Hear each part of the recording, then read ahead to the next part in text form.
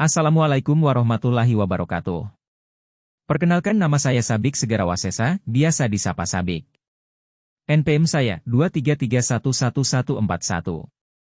Pada kesempatan kali ini saya akan menyampaikan materi Corporate Social Responsibility dan Managerial Ethics. Corporate Social Responsibility adalah bentuk kepedulian perusahaan terhadap lingkungan eksternal perusahaan melalui berbagai kegiatan yang dilakukan dalam rangka penjagaan lingkungan, norma masyarakat, partisipasi pembangunan, serta berbagai bentuk tanggung jawab sosial lainnya. Strategi pengelolaan tanggung jawab sosial perusahaan. Strategi reaktif. Kegiatan bisnis yang melakukan strategi reaktif dalam tanggung jawab sosial cenderung menolak atau menghindarkan diri dari tanggung jawab sosial. Strategi defensif. Strategi defensif dalam tanggung jawab sosial yang dilakukan oleh perusahaan terkait dengan penggunaan pendekatan legal atau jalur hukum untuk menghindarkan diri atau menolak tanggung jawab sosial. Strategi akomodatif. Strategi akomodatif merupakan tanggung jawab sosial yang dijalankan perusahaan dikarenakan adanya tuntutan dari masyarakat dan lingkungan sekitar akan hal tersebut. Tindakan seperti ini terkait dengan strategi akomodatif dalam tanggung jawab sosial. Strategi proaktif.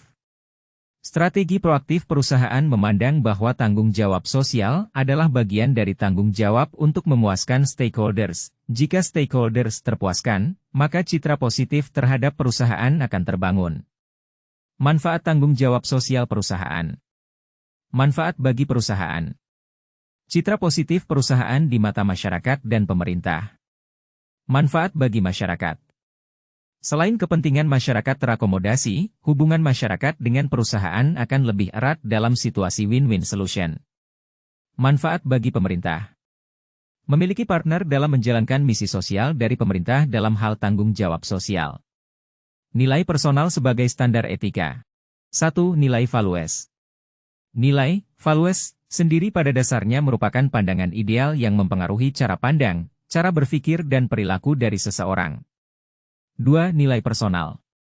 Nilai personal atau personal values pada dasarnya merupakan cara pandang, cara pikir, dan keyakinan yang dipegang oleh seseorang sehubungan dengan segala kegiatan yang dilakukannya.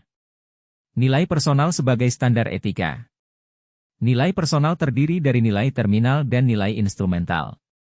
Nilai terminal pada dasarnya merupakan pandangan dan cara berpikir seseorang yang terwujud melalui perilakunya, yang didorong oleh motif dirinya dalam meraih sesuatu.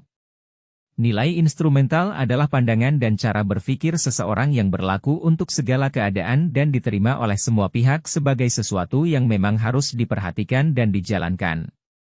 Konflik nilai. Konflik intrapersonal pada dasarnya terjadi umumnya di dalam individu dan antar individu. Konflik individu organisasi pada dasarnya merupakan konflik yang terjadi pada saat nilai yang dianut oleh individu berbenturan dengan nilai yang harus ditanamkan oleh perusahaan. Etika manajemen perusahaan. Jadi, kesimpulannya adalah tanggung jawab perusahaan dan manajerial sangat penting untuk mencapai tujuan bisnis, meningkatkan kinerja organisasi, dan memastikan keberlanjutan.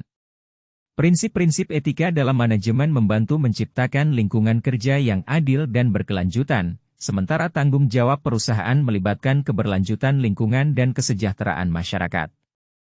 Kesimpulannya, integritas dan efisiensi manajerial serta tanggung jawab perusahaan memainkan peran kunci dalam kesuksesan jangka panjang sebuah perusahaan. Baik, itu merupakan penjelasan dari saya mengenai materi Corporate Social Responsibility dan Managerial Ethics. Sekian penjelasan dari saya akhiri. Wassalamualaikum warahmatullahi wabarakatuh.